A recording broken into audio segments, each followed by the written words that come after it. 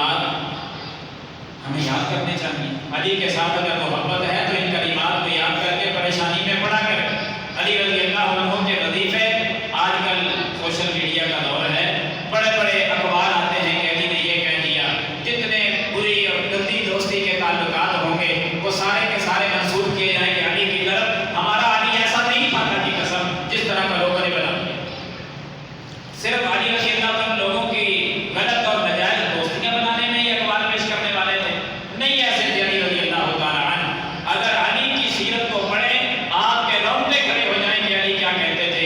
علی رضی اللہ تعالیٰ عنہ کے پاس آیا نا ایک بندہ، جامع ترمذی کے اندر حدیث ہے، آگے کہتا ہے کہ اے علی میں غلام ہوں، میں نے اپنے آقا کے ساتھ مکاتبت کر لی ہے، میرے آقا نے مکاتبت کر لی ہے میرے ساتھ کہ اے میرے غلام اتنے پیسے دے کر تو آزاد ہو جا۔ مکاتبت کا معنی ہوتا ہے کہ غلام اپنے آقا سے طے کر لیتا ہے کہ میں اتنے لاکھ روپے آپ کو دے کر آزاد ہو جاؤں گا، طے ہو گئی بات۔ اور آپ کو پتا غلام کے پاس تو پیسے ہی نہیں ہوتے۔ غلام چل کر آیا علی کے پاس، دور خلافت علی کا ہے، علی کو آ کر کہتا ہے کہ اے علی، اے امیر المومنین، میں نے اپنے آقا کے ساتھ مکاتبت کر لی ہے، آپ جانتے ہیں کہ میرے پاس تو ایک ٹکا بھی نہیں، آپ میری مدد کریں، میرے ساتھ تعاون کریں، میں وہ پیسے اپنے آقا کو دے کر آزادی کی زندگی میں بھی گزاروں، غلامی میں گزر گئے سارے دن، آج کل آزاد ہونا چاہتا ہوں۔ تو سیدنا علی رضی اللہ عنہ نے کیا کہا؟ یہاں ایک بات اور بھی یاد رکھیں کہ علی نے پیسے نہیں دی، علی رضی اللہ عنہ نے رقم نہیں دی۔ کیوں نہیں دی؟ اگر تمام احادیث کا خلاصہ اگر نکالا جائے، علی رضی اللہ عنہ کو اللہ تعالیٰ نے ساری زندگی مال و دولت دی ہی، علی کے پاس کبھی اتنے پیسے نہیں ہوئے تھے کہ جہاں وافر مقدار میں لوگ انہیں نچھاور کرتے ہوئے دکھائی۔ اگر اللہ دیتا تو یقیناً صدقہ و خیرات کی اخبار لگا۔ اور اللہ تعالیٰ جانتے تھے نا کہ علی کے بارے میں لوگ کیا کیا کہیں گے۔ علی کو ساری زندگی اللہ نے مال دیا ہی نہیں، لوگ ان کو مشکل کشا گئے، غربت کی زندگی گزاری ہے سیدنا علی رضی اللہ تعالیٰ۔ شان مقام بہت زیادہ۔ علی رضی اللہ عنہ کے پاس جب یہ شخص آیا، تعاون طلب کیا، تو علی رضی اللہ عنہ کہنے لگے کہ اللہ کے بندے، میں آپ کے ساتھ نہ تعاون اس طرح کر سکتا ہوں کہ ایک وظیفہ بتا دوں، ایک دعا تجھے سکھلاتا ہوں، ایک کلمہ تجھے سکھلاتا ہوں، وہ پڑھا کر۔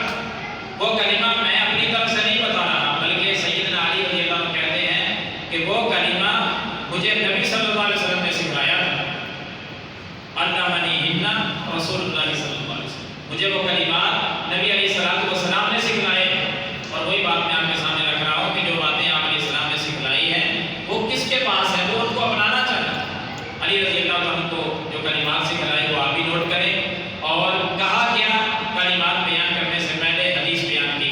سیدنا علی کہتے ہیں کہ وہ کلمات ایسے ہیں، میں نے اپنے محبوب سے جب سیکھے تھے، میرے محبوب محمد رسول اللہ صلی اللہ علیہ وسلم نے ساتھ یہ بھی فرمایا تھا کہ میرے علی یہ بات نوٹ کر دے، امت تک یہ بات پہنچا دینا کہ یہ کلمات جو بندہ بھی پڑھے گا اگر اس پر قرض ہوا کتنا، فرمایا بڑے سے بڑے پہاڑ کے برابر بھی اگر قرض ہوگا تو اللہ اس قرض کو بھی ادا فرما دے۔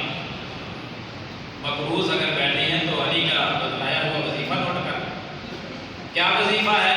کلمات سکھلائے۔ علی کہتے ہیں پڑھا کر یہ کلمات، بڑے آسان اور چھوٹے سے کلمات، بڑے آسان۔ اور یہ چھوٹے چھوٹے بچے مسجد میں جو آتے ہیں نا، یہ قاری صاحب جن کو دعائیں یاد کراتے ہیں، وہ دعاؤں کے اندر شامل حصن مسلم لے لیں، پیارے رسول کی پیاری دعائیں وہ لے لیں، اس پر قرض کی ادائیگی کی جو دعا لکھی ہے وہ یہی لکھی ہوئی، اور پورا واقعہ میں نے آپ کو سنا دیا کہ علی رضی اللہ عنہ نے یہ کیسے پیش کیا۔ نبی مکرم صلی اللہ علیہ وسلم کا یہ فرمان سیدنا علی رضی اللہ عنہ پیش کرتے ہیں کہ دعا یہ ہے، اللہم اکفنی بحلالک عن حرامک واغننی بفضلک عمن سواک۔ بس یہ کریں۔